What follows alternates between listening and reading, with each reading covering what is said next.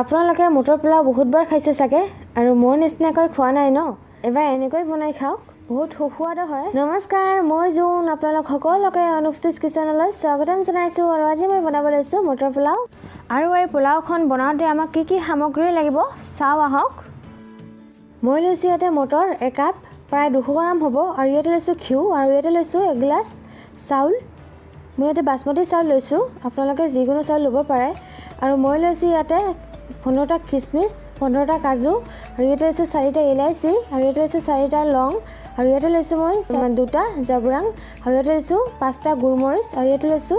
এটুকুৰা দালচেনি ইয়াতে লৈছো ডাঙৰ ইলাইচি এটা 2টা কেঁচা জলকীয়া আৰু 1 টেবুলস্পুন জিৰা আৰু 2টা তেজপাত লৈছো এটা বাউল লৈছো বাউলকে তুমি চাউলখিনি ঢালি লৈছো আৰু ইয়াতে দিছো অকমান পানীখিনি দি মই লাহে লাহে ঘহি ধুই লম যাতে চাউলখিনি ভাঙি না যায় আৰু এনেকৈ মই 3-4 বাৰ মান ধুই লম যাতে চাউলৰ লেতেৰা পানীখিনি ওলাই যায় আৰু এতিয়া এখিনি পানী দি 15 মিনিটৰ কাৰণে তিয়াই থম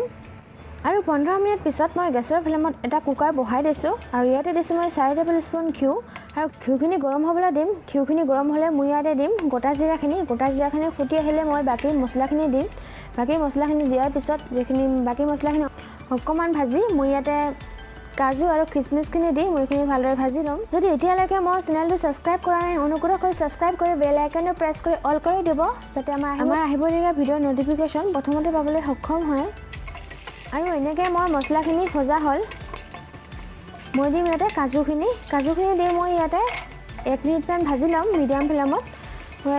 আৰু এইখিনি মছলা ভাজোঁতে মিডিয়াম ফ্লেমতে ভাজিব লাগে আৰু মই কিশমিশখিনিও দি দিছোঁ সেইখিনিও ভাজি ল'ম পিছত এতিয়া মটৰখিনি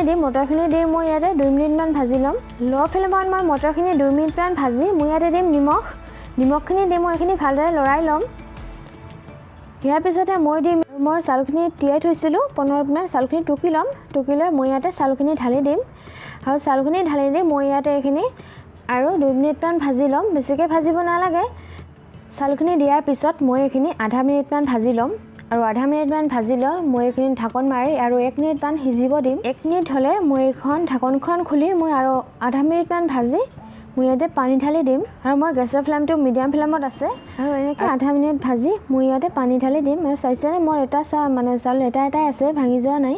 আৰু এনেকৈ মই এইখিনি ভাজি লোৱা হ'ল আৰু এতিয়া দিম মই ইয়াতে পানী যিমানখিনি পৰিমাণৰ মই চাউল লৈছিলোঁ সিমানখিনি পৰিমাণে মই ইয়াতে পানী ল'ম আৰু ইয়াতে পানী লৈছোঁ 1 গিলাচ আৰু অলপ ইয়াতে মটৰ আছে সেইকাৰণে মই আৰু অলপমান পানী লৈছোঁ আৰু পানী দি মই অকণমানখিনি লৰাই ল'ম লৰাই লোৱাৰ পিছত মই কুকাৰৰ ঢাকনখন মাৰি দিম আৰু কুকাৰৰ ঢাকনখন মাৰি মই গেছৰ ফ্লেমটো হাই কৰি দিম আৰু গেছৰ ফ্লেমটো হাই কৰি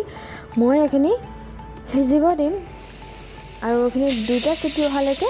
মই এইখিনি সিজাই ল'ম আৰু 2টা চিটি অহাৰ পিছত মই গেছৰ ফ্লেমটো অফ কৰি দিম প্ৰেছাৰ কুকাৰৰ ভাপটো যাব দিম আৰু ভাপটো গ'লে মই ঢাকনখন খুলি ল'ম চাইছেনে এটা দানা হৈছে চাউলৰ